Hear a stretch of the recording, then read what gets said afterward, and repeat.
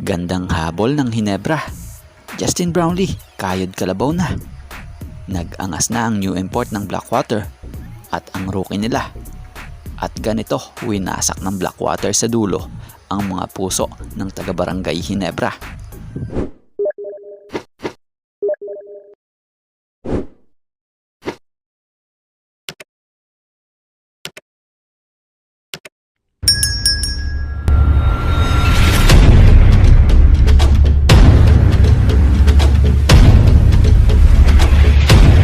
So laban ng Blackwater bossing kontra dito sa koponan ng barangay Hinebra.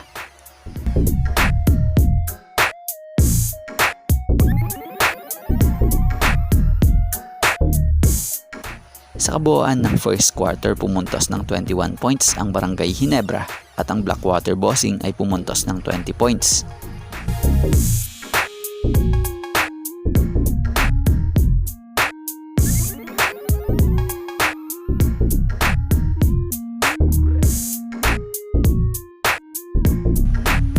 Sa kabuuan naman ng second quarter, pumuntos rito ng 23 points itong barangay Hinebra at ang Blackwater ay pumuntos ng 26 points.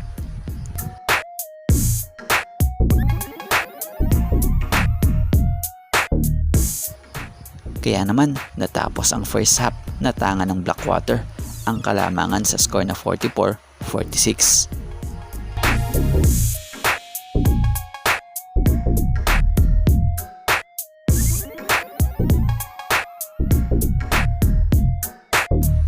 Sa kabuuan ng third quarter, pumuntos ng 20 points ang barangay Hinebra San Miguel at ang Blackwater bossing naman ay pumuntos rito ng 31 points.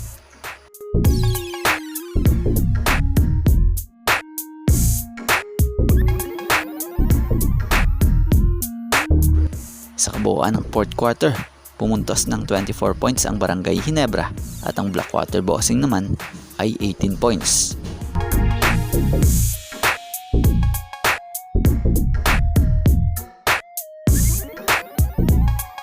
At sa dulo, ayun, nadali ng dagger 4 nitong si Bearfield ang barangay Hinebra na itulak ang panalo nga para sa Blackwater sa dulo, na kung sa ay grabe yung naging impact sa Blackwater ng bagong import nila na si George King, na kung sa ay pinangunahan nito ang laro na kumamada ng 33 points and 12 rebounds sa kanyang PBA debut.